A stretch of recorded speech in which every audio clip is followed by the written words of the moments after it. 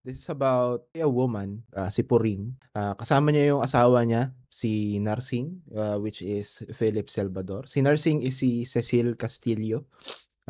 So galing sila ng Maynila, dun sila naging mag-asawa and then umuwi silang dalawang mag-asawa dun sa probinsya ni Narsing. Umuwi sila dun sa may asyenda basically kasi sabi nga dun sa film 'di ba asyendero si Philip Salvador. Umuwi siya dun sa asyenda nung tatay niya which is our boy Vic Silayan. Hindi na siya si Tatang Dadong dito. Siya na si Mangusting sa film na to. And there's a lot of things that happened in this movie, especially kay Puring. Siya basically yung main character dito. We follow her story all throughout. Pagdating nila doon sa probinsya, hanggang sa end ng film. I'm not gonna spoil anything since we're going to talk about the movie anyway. There's a lot of things that happened in this movie na ewan ko, nag-record kami ng watch party namin and our faces is like, what the hell, bro?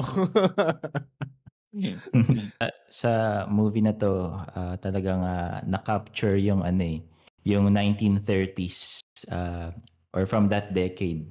Kasi yan, parang post-Spanish na 'to, yung era, or basically, under American rule yan, 1930s.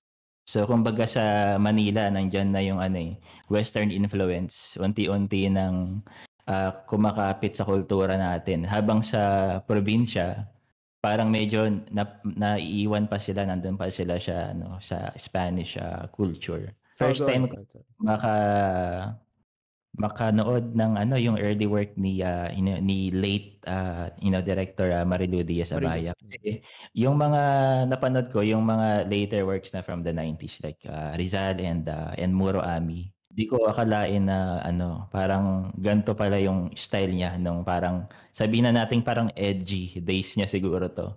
Wala. After ng movie it's hard to get my mind around it diba? To digest the entire thing. So iba talaga si Direk dito. Parang no? Actually, yun nga, sabi mo nga after nung movie, dapat pala hindi ko na ni-recommend tong movie na to eh. Pero buti na lang dahil maganda pa din. It's a compliment kasi ibig sabihin tumagos talaga yung mensahe, di ba? Totoo. Pero si Tom may insight about the movie na sabi niya kanina, medyo hindi niya nagustuhan yung ibang parts ng film eh. Kasi siguro parang nagkaroon ako ng gold standard na ang ganda talaga ng ng una nating pinanood with Vic Silayan. Parang nag-nitpick lang ako, but definitely this is a masterpiece. Kung paano siya na tawag nito, na-deliver yung story. And this is a spoiler review sa mga nanonood sa amin. If you haven't watched the movie yet, before we go further, watch it first, and then if you want to go back to our review or our thoughts about it, you can go back to us. Pinakamalaking lesson na nakuha ko dito is about generational trauma within the family. Kasi from the start, na-tackle na agad yung parang kisap mata lang eh. However, kasi si kisap mata is ang end niya natapos kasi lahat eh yung lineage ng family doon sa film eh, 'di ba? After namatay lahat sila. So doon natapos na yun. But in this movie, at the end, si Charito Solis, a narrator of the story of what happened in Mulawin, in Barrio Mulawin. Hanggang sa kanya, na apo ni Gusting, nakuha niya yung trauma nung family. Which is sobrang secluded ng family, hindi pwedeng lumabas, mahigpit yung nanay niya sa kanya, na noon si Narsing, which is si Philip Salvador, saka yung kapatid, I forgot the name of the kapatid. Ano ulit yung pangalan ng kapatid? Doray. Takot sila kay Mang Gusting, dun sa tatay nila. Ever since bata pa lang sila. There's even a line from Philip Salvador where he said na pag naglalaro sila ng tatay niya, tapos natatalo siya, na umaabot sa point na parang gusto niyang patayin. I think that's already a death flag already before nung pinapanood natin. Maybe we haven't caught it because sobrang engrossed tayo dun sa movie eh.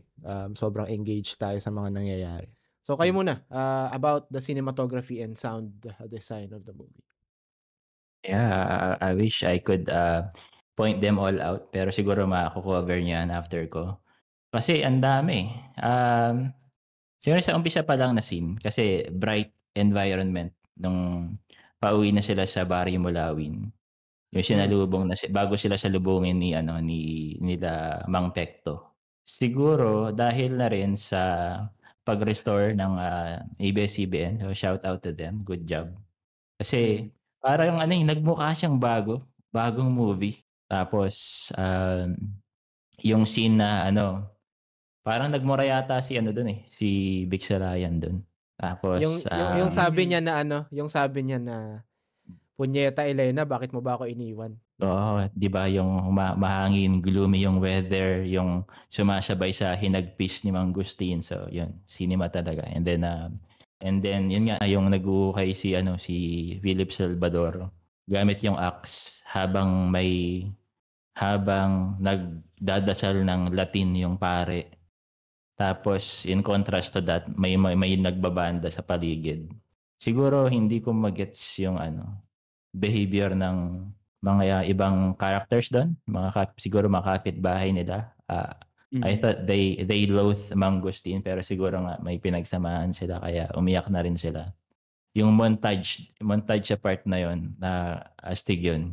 Lalo yung narinig ko pa yung mga yung Latin na dasal na parang nagsasamon ng ng halimaw yung yung dating sa akin eh. There's a scene there na sorry baka maubusan ko kayo ng entry. Hindi, lang. Yung Wala. binuhat ni Goryo si Puring na parang yung Pieta na style nakaganon siya. Tapos gabi Yes. nagre-reflect yung moonlight sa tubig. Ayun. And yung scene na naggilit si Philip Salvador, yung kung paano yung last scene doon na parang ewan ko, nakaganon yung kamay niya. Tapos bloody.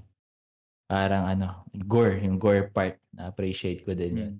Isa pang eerie scene na yung pagkapanganak nga daw ng baby. Yung sound doon na parang may umiiyak na baby tapos nag-transition into something na parang na nalunod sa tubig. Gumaganon.